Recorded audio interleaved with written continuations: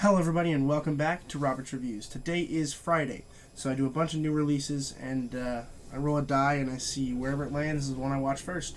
So before we get started, I do want to announce that there's no spoilers here, so it's a non-spoiler review, so you don't have to worry about spoilers here, alright? Without further ado, let's go ahead and start talking about the first new release, which is Women. Just a reminder that if you like the video, please consider subscribing.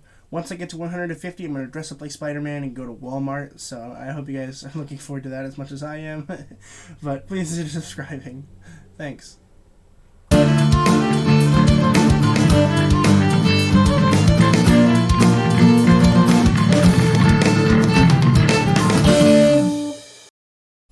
Woman was released in 2021 and it was written and directed by Anton Sigurdsson.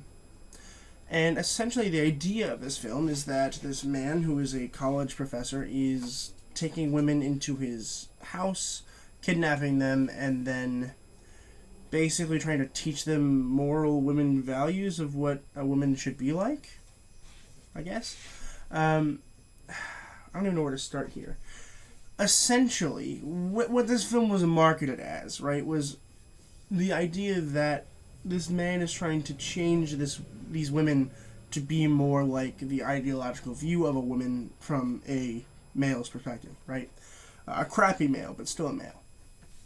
And the issue is that they didn't do that. The movie is it's nothing more and it's nothing less than an episode of Law and Order. That's really what it is. It's not a very good episode either. It's just an episode of Law and Order. And I think the main issue that I have here is that it did not do the one thing that I thought was going to be unique about this movie, right?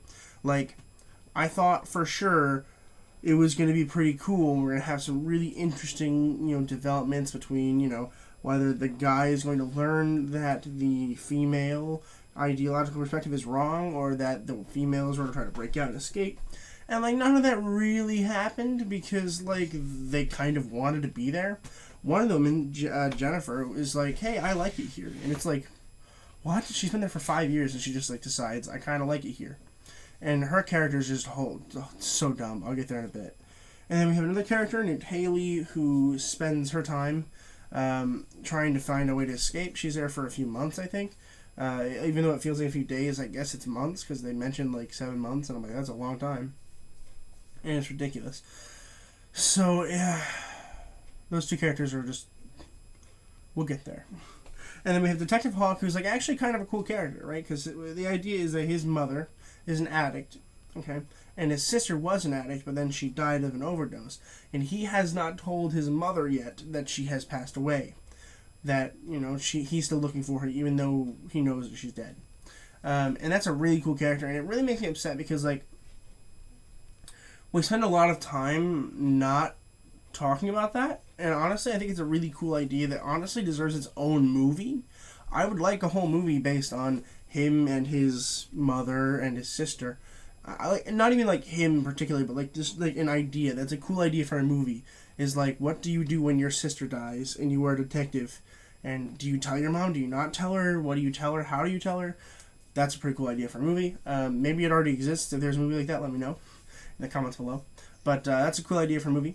So hopefully they pick up on that at some point because that's one of the very few actually redeeming qualities of the movie.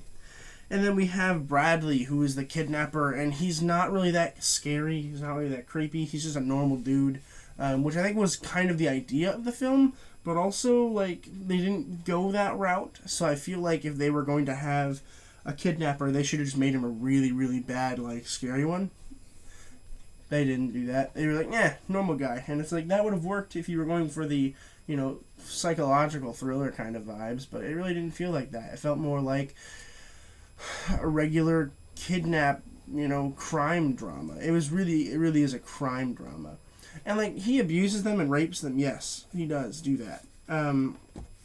But, that's no different than a Law and Order episode, right? That happens pretty often in a Law and Order episode. And, nothing is very explicit. There's, almost no graphic parts of the film. He, hits them a few times. That's it. Which, I mean, I'm not condoning hitting women, of course, but obviously for a movie that is supposed to be horror and, thriller, for abusing women. There's a lack of abusing women, which, again, good for real life, but bad for film. I'm not sure how to feel about that. But, like, it does not deliver on any of its promises. It is just a really boring, straightforward episode of Law and Order. Let's talk about some of the characters here, starting with Anna Marie Dobbins as Jennifer. So Jennifer's character is there for 5 years in the kidnapping place, and she likes it there. She likes this new person she's become. So she doesn't try to escape anymore or anything. She just, like, lets him abuse her and rape her all the time, and, like, she's okay with it. And honestly, that kind of upsets me, because, like, you would think that at some point she would try to escape again, right? I kind of like when movies are like that, where, like, you think that she's one way, but then later on that she'd be like, oh no, I want to do this. Like, no, she doesn't care. She just kind of likes it there, and it's, like, dumb. And her character is incredibly predictable. Again, no spoilers for the ending, but, like, you'll know what the ending is in the first, like, 20 minutes of the film. You're like, okay, well, she's gonna do that, and it's like, yeah. Oh my goodness, it was so predictable and annoying, and just, I mean, the ending itself is predictable and annoying, but, like, her predicting it is even worse. Because, like, she doesn't even say anything about it. You just know by the way that she's doing things, and it's just, like, it's dumb. We have Anna Maish as Haley. I apologize if I pronounced that wrong. It may be Maish, it might be Maichi, I'm not sure. But Haley is the new person that just got stolen from life, and she's trying to get out and escape. And I think she had one of the better performances of the film. She was better, I think, than Dobbins here, and I think that her character's a little bit more developed, and also makes more sense in the world of where we are, where, like, obviously she's not going to want to stay there. Like, so I think that was a better use of a character than the first person, Jennifer, here, because it makes sense, right? Like, if you were a woman and you got abducted, you would probably want to not be there, right? And it didn't make sense to me why Jennifer wouldn't. I guess because she's gotten used to the new life that she's in, that she's been for 5 years, but, like, still, there's got to be some part of her that wants to leave, right? But whatever. I think that Anna Maish was better than Anna Marie Dobbins here. We have Adam Dorsey as Detective Hawk. I actually really like Detective Hawk, as I mentioned before. I think his character's really cool. I do think that we spend a little bit too much time with him, considering the fact that it's about this weird woman thing that they're doing over there. And it's a minor complaint, but still a complaint. And I do wish that he had his own movie. And I don't think he was necessarily a particularly great actor either. I really don't. I think it was just mildly, he's adequate. He's fine. It was what I expected from a detective. And we have Michael Simon Hall as Bradley. I don't know how to feel about it, because, like, if he was just trying to give a normal performance, it was a normal guy performance. But I feel like if I were him, I would have played him more, like, aggressive and scary, because it's a horror thriller film, and we didn't get horror or thriller really throughout most of the movie. And I do blame quite a bit of that on this character, and maybe even just the performance of it. Because if he plays piano half the time, and, like, he hits, Haley, like, 3 times, that he rapes a couple people, and, like, yeah, maybe he committed murder a couple times, which, yeah, we don't like that. But also, it's an episode of Law and Order. It really is. And so this guy is playing this mild Law and Order character. And so if you're looking for, like, a super horror, psychological thriller, this is definitely not what you're looking for here. Overall, it's got some entertaining qualities, and, like, it's definitely worth a watch, at least for a couple of the performances. The score is pretty good most of the time. The opera is pretty cool. They have opera singing sometimes. It's pretty good. And, like, the directing I don't think was bad. The writing was pretty bad. Not gonna lie to you. And overall, it doesn't deliver on what it was supposed to be. If you're looking for a Law and Order episode that is an hour and a half long, this is probably what you're looking for.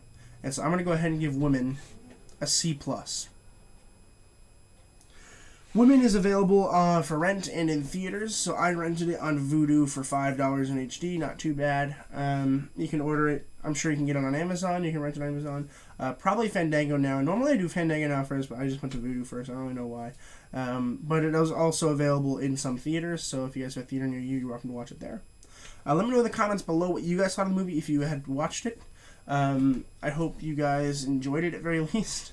But also, please consider subscribing. It's a huge help. I do new releases every Friday, and then throughout the whole week, I have videos every single day. So it's a huge, huge, huge help if you guys are subscribing. So please consider doing so. And as always, keep watching movies and television, stay educated, and I'll see you guys in the next video.